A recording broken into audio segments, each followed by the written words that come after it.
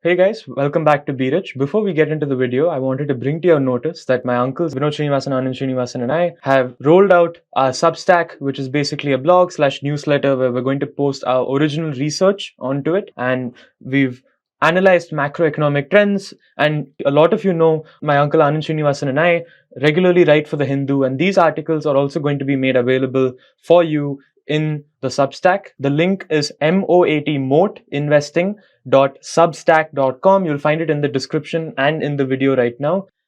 We hope you go check it out. We've put a lot of time and effort into it. And please give us comments and feedback on what you read. Thank you. Hey guys, welcome back to Be Rich. Today we're going to be talking about the Russian economy. Let's see what a wartime economy looks like.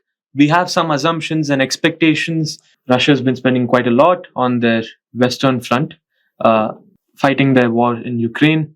Let's see what the economy looks like. But before we start, I want to play a short game with you where I want to look at what you expect, where you expect the Russian economy to be standing, and let's see whether expectations match reality. Okay. As a lame person who's been watching news for the last year or two, and all the sanctions which have been dumped on them, and him watching in the news, him running around from North Korea to Iran and China begging for things, and even including India, the economy must be having like a Swiss cheese with lots of holes in it. Yeah, that's a very valid assumption, and that was my assumption as well before I opened up my laptop and decided, what's the Russian economy doing today? Let's figure that out. Actually, I honestly don't have a clue, so I'm going to be surprised. Yeah. So well, I have a huge surprise for you and you as the audience, because the Russian economy is doing wonderful. It's doing amazing. It's doing better than 95% of the rich countries. It explains a lot then. That explains a lot.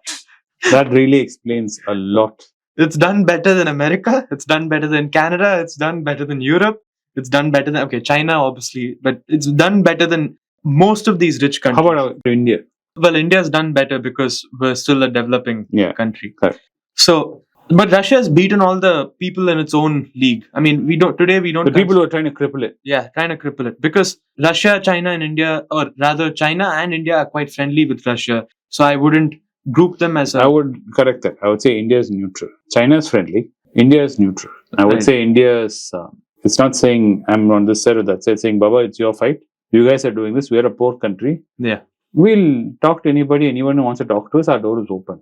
But we are not in your league. Please do not pull us into these things. So let's say India is neutral and we have China who's friendly with Russia, and you have the rest of the West, which is antagonistic to Russia. So that being said, let's look at the numbers. Let's really sink our teeth into this and figure out what's going on with Russia. First things first, the Russian GDP is expected to rise by over 3% in real terms. That's minus inflation. Wow. Yeah. And this is a country which is facing a population problem. It's facing more than population. They're being jammed everywhere. Yeah. We're not even allowed to use a dollar market. Yeah, and its GDP is rising by over 3%. That's phenomenal. And the reason why I'm smiling is out of shock and surprise rather than like happiness that Russia is doing so well. No, I have nothing. Yeah. I'm neutral in this. Yeah. So I'm very surprised. It's shock. It's sheer shock. How are they managing to do this? Yeah, and so we'll get to that. Before that, I want to run two more numbers by you. Okay. One thing is that unemployment is at an all-time low. Russia has never seen this level of unemployment before today. Hey, that's because they're sending everyone to the war front and getting shot, man. That's true. But on the war front as well, I'll come to that. But you'll be shocked to hear how much they're spending on their military. It's unbelievable. But the unemployment is close to an all. This is why I said this video is so surprising. No, wait. So it kind of makes sense. If their population is being decimated, their GDP number would also look great. No, because the per capita number is dropping. No, it's not per capita. The absolute GDP number is rising. Okay. The size of the entire pie is rising. Wow. Yeah. And unemployment is close to an all-time low. Yeah, that is from the government, right? Yeah. The ruble that is discountable. Yeah. So the data is actually reliable because other third-party Western, consumer confidence and data analysts have also corroborated the same story. So these unemployment numbers are being corroborated by European Western agencies. Yes. Very surprising. So that's what's surprising about it, right? And true, there's one thing which is affecting Russia. Inflation rate is at 8.6%. That's phenomenal. Right. But cash incomes, that is wage... Wait, where's their interest rate then? We're getting to that. That's also it's a crazy figure. But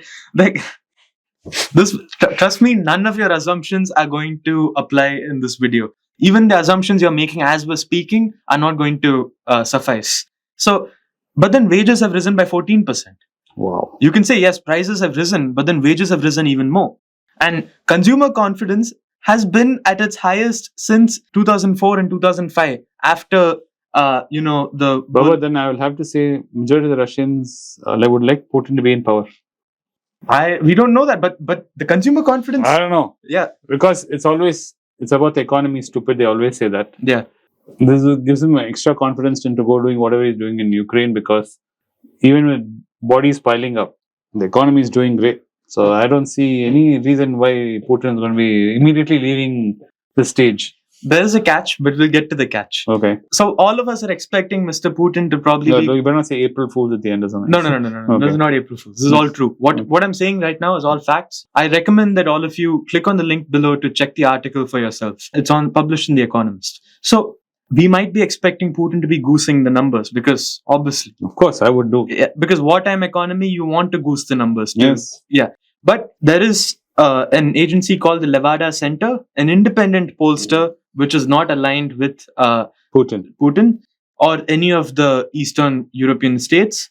And the fact is, they also find equally startling trends. The last time consumer sentiment index was so big was in 2008. Wow. Yeah. And this 2008 was when... Right before the crisis. Yeah, right before the crisis. And when people started saying, look at Russia instead of the US, because they were dissatisfied with the US. And they were praising Russia for being so, great with how they dealt with the great financial crisis. So that's crazy. And the big purchases like sofas, like cars. So interestingly enough, Russia has imported 18% more cognac, which is like a, premium liquor, which 18% more than they did in 2019. Their population is declining, but even though their population is declining, there's another thing. There's something called sparkling wine, which is also another fancier liquor, which they've been spending 80% more on imports of. They can't call it champagne. Yeah. Well, yeah. They can't call it champagne. Bubbly wine. Yeah, but carbonated wine. Yeah, sparkling wine. Yeah. And Russia's largest financial institution noted that consumer spending, according to their data, rose by 20% year on year. Wow. And the point here is, let's compare this back to the 2010s. Back then, output and income basically did not grow. It was actually declining a little bit. But by 2018, real wages were actually no higher than they were in 2012 in Russia. But today, after the 2014 annexation of Crimea, which created a lot of sanctions and troubles for the economy for Russia, which has always been a quite sick economy, might I add. In 2022, there were other sanctions which the West had imposed on Russia, which added to their financial woes. But today, it seems like none of that ever mattered because the Russian economy is booming. And it's tempting. One of the answers is tempting to say that, look, they're exporting. They're exporting to countries like India. They're exporting to countries like China. And this basically meant that they've exported their way out of troubles. No. But this is not true because oil prices are lower than they were a couple of years ago. No, we know for a fact. We see goods everywhere, then Russian goods everywhere. There's no Russian goods anywhere. There's no Russian goods anywhere. And the total value of Russia's physical exports were 4% lower in dollar terms than the same period in 2023. Correct. And that makes sense. Yeah, and a third lower than 2022. So they've been exporting less now. So the internal consumption has gone up. Yes, their internal consumption has gone up. So where is the missing piece? This is the missing piece of the puzzle, which explains what they've been doing. Russia has always been an austere economy. So they've been expecting to have troubles or run-ins with the Western countries, and they've been saving up. They've been saving up quite a bit. And the thing is, Russia tries to not run a fiscal deficit ever. It tries to maintain reserves of how much ever they can in foreign currencies. And they've been doing that since the 2010s. What China is doing today, Russia has been doing since then. Because China was still in cozy terms with the West back then. Russia had annexed Crimea in 2014. And they've been wary of Western countries ever since. So there's a huge pile of savings which has been just sitting idly in the Russian economy, which Putin has decided to crack open into the war chest, the actual war chest, which has physically been there. So how big is this? So the estimates are saying that he has enough rubles to keep fighting the war at this level of expenditure until 2025 or 2026. That's a big problem. And he's able to fund consumption in Russia at this level for another 5 years at best. I would like to know who their economic minister is. I'd like to know a little bit about this guy. Because he'd be an interesting chap. Whoever advised him to collect and sit on cash like this. Because this cannot have been Putin idea. It's not. And this is a budget deficit of 2%. That's nothing compared to Western countries. The budget deficits they're running. The budget deficit we are running, it's nothing compared to us. And my point here is the fact that they're able to boost consumption by so much. And their wages are rising faster than inflation, which means inflation is also probably going to rise further. Where's the interest rate? Yeah, now we're getting to the interest rate. The interest rate is at 18%. Wow. And it jumped from 7.5% to 18% to deal with the inflation rate. Now, I mean, it's mind. If he just suddenly make brokers peace with Ukraine or just walks back from Ukraine and the sanctions are dropped, everybody would go running to Russia to invest and do anything, any form of business in Russia. Yeah, I agree. And the thing is, investments are rushing to Russia because you're giving 18% returns on your treasuries. Exactly. So countries like China and India, investors from our domestic borders and Chinese borders, and China is like rife with savings, and they're hungry for some place to like put their money. And they're seeing Russia just printing cash. Yeah, they're giving 18% interest rate, and they're saying with no deficit. And they're saying, "Wow, why did this not exist before?" And they're buying up Russian treasury bonds, and which is causing the budget deficit to be just 2% of the GDP, which is I'm still not able to wrap my mind around that. And total government outlays rose by an average of 15% in both 2022 and 2023. Some of you at home are probably wondering. What people need to understand is when Sashwath goes on about deficit, most countries' deficit is a shortfall in your budget. So let's say you're earning 1,000 rupees, right? But your expenses are 1,100 rupees.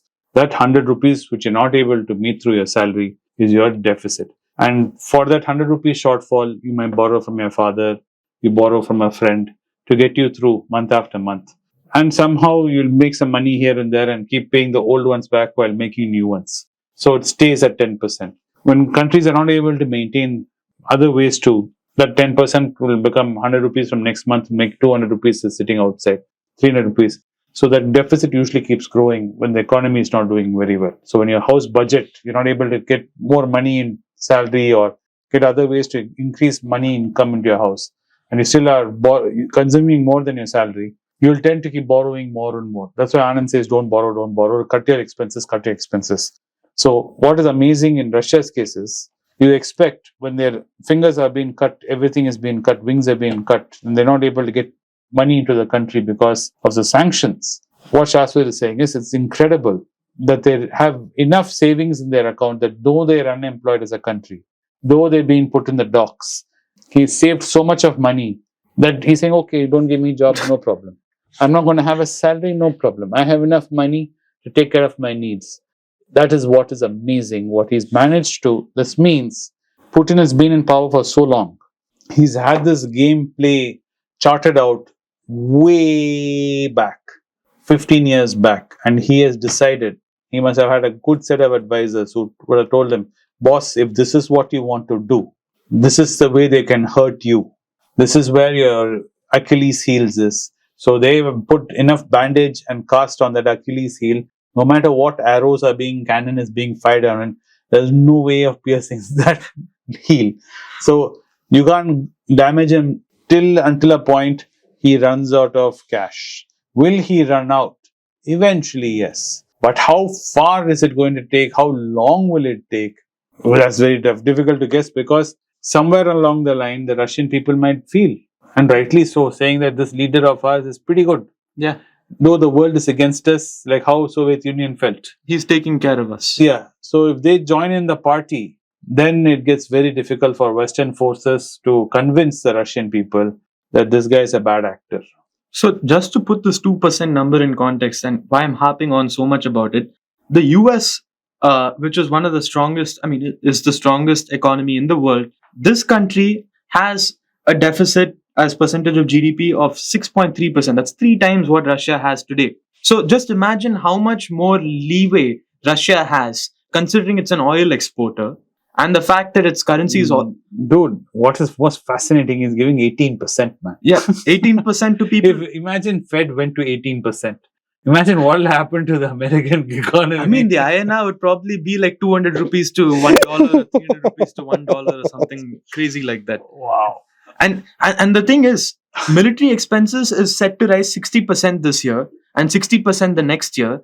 And you might think this is disastrous to the economy, but like we saw in the US in the 40s, this has helped the Russian economy grease its grooves. No, but the problem is, we do not know how much he has saved because it's a dark world. Yeah. The Russian, especially Putin's world, is very dark. So, how deep this well runs, we do not know.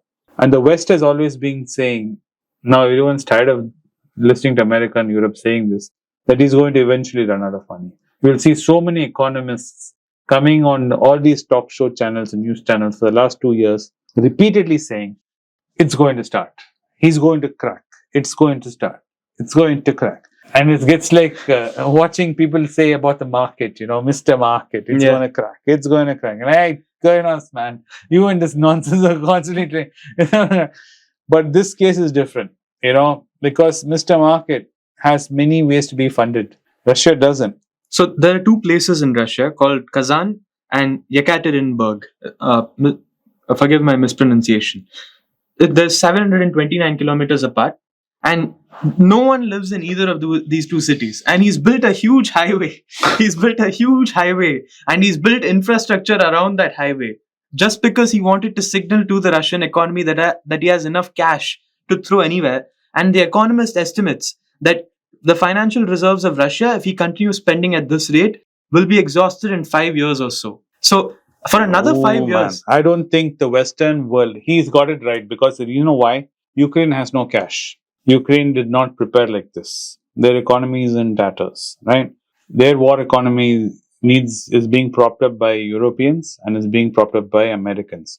I don't see Americans and Europeans by and large having enough appetite to continue this kind of support for Ukraine and adding more support for the next 5 years, waiting for Putin to finally say run out of his war chest. So I really don't see it. Two things before we close off this video. I want to talk about the almost egregious way in which he's spending. It's crazy. It's crazy to think of an economy doing this. There's talk of a Russian minister going on national TV and saying, we're thinking of paying your children to go holiday in Crimea for free. And he's saying that this will be a good exposure for them. And he's saying that anyone who signs up, that is, you don't even have to go on the war front. Even if you're like manning the supply lines, you will get 400,000 rubles by the regional authorities and they'll keep topping it up. This is crazy. And the government is committing vast sums. I'm sure lots of migrants would be more than happy to go and help them shovel food. That's the point. But then what we have to understand here is that he punished the Russian economy for 10 years, 15 years for him to spend the way he is today. So there is a cost. And another thing is that interest rates can go awry very fast. Yeah.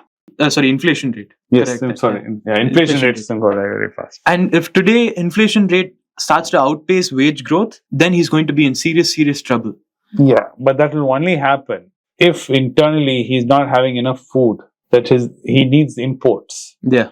And as far as that is concerned, China being on his side and India being neutral, there's no real choke on its supply because it's not. Yeah. China's still the world's factory. India supplies everything else which China fails to supply. So as long as India and China are in talking terms with him, I don't see any reason inflation should start ticking up there crazy.